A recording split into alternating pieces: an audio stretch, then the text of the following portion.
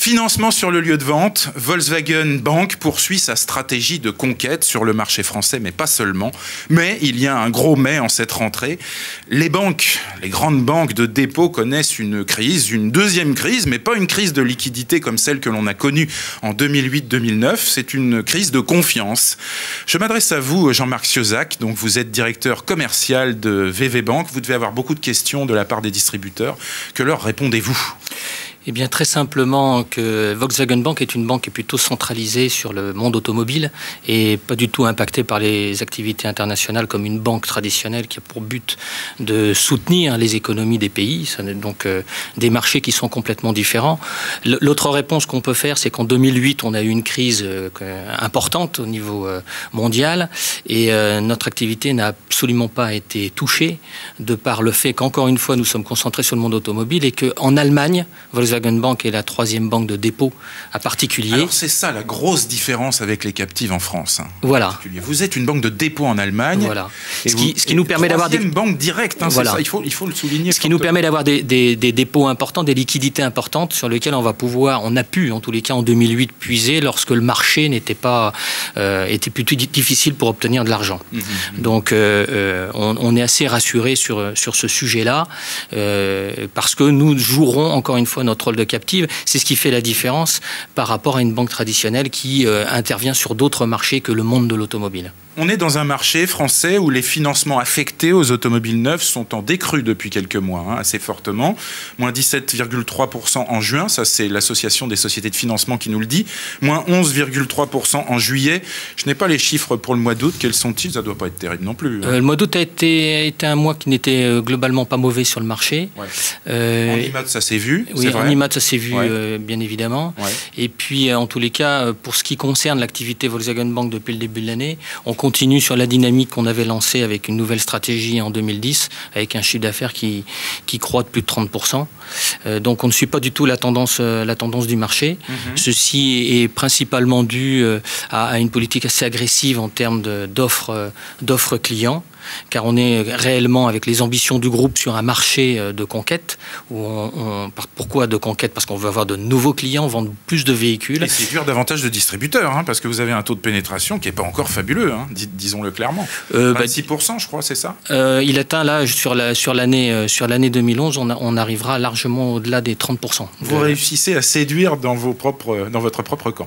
Oui, mais oui, parce que le financement, et surtout avec une captive, est l'occasion de faire encore une fois de la conquête avec des taux compétitifs et puis de la fidélisation, car on sait pertinemment qu'un client qui a souscrit un financement, encore plus avec une captive, sera plus fidèle à la marque que s'il effectivement, c'est bien connu et tout le monde en est totalement convaincu.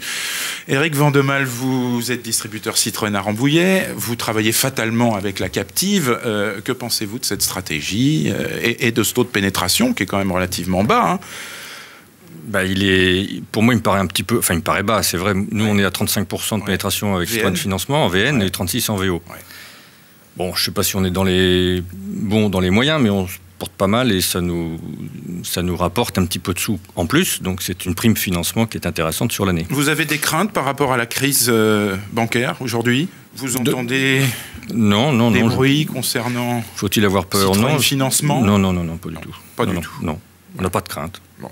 On est serein. Au niveau des demandes de crédit, depuis quelques mois, il y a une baisse chez vous ? Non, on sent que les clients sont demandeurs de crédit. Maintenant, à nous, vendeurs, de leur proposer les meilleurs financements possibles. Bien sûr, toujours, pour fidéliser le client, c'est important.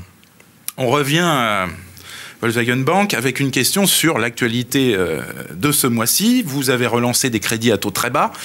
En ce moment, c'est du 1,9 chez VV et chez Skoda et c'est du 0% chez Seat. Ça, vous avez l'habitude chez Seat. Il faut matraquer. Mais oui, parce que... Par contre, c'est pas rémunéré pour les distributeurs.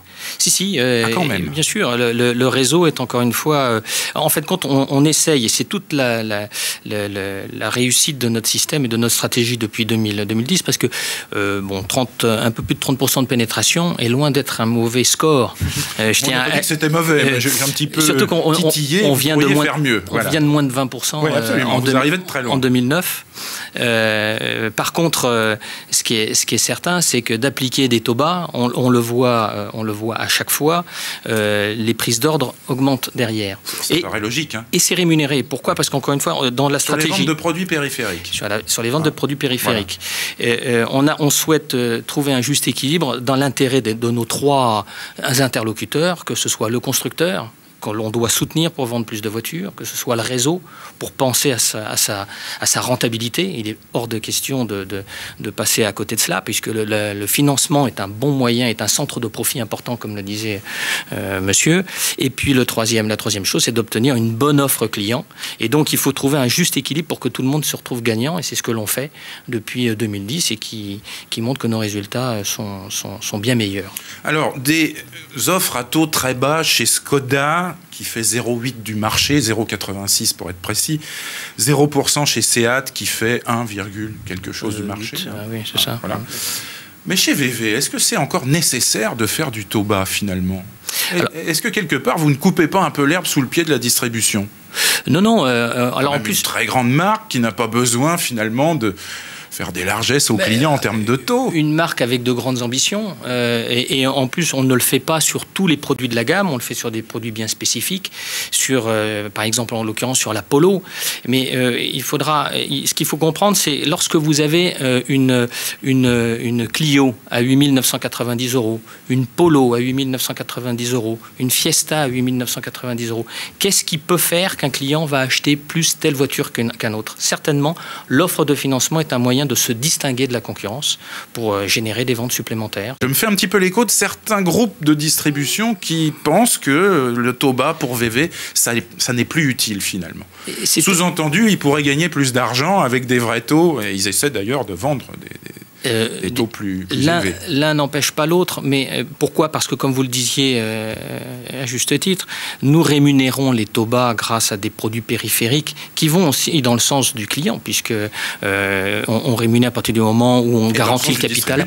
Et dans le sens des distributeurs, on garantit le capital et la maladie ou le décès, ce qui est un bon moyen, encore une fois, de fidéliser en apportant des produits de services périphériques. Mais en fin de compte, une Golf, un taux à 1,9 est un acte de promotion et encore une fois qui va générer de la fidélisation certainement plus important qu'une remise.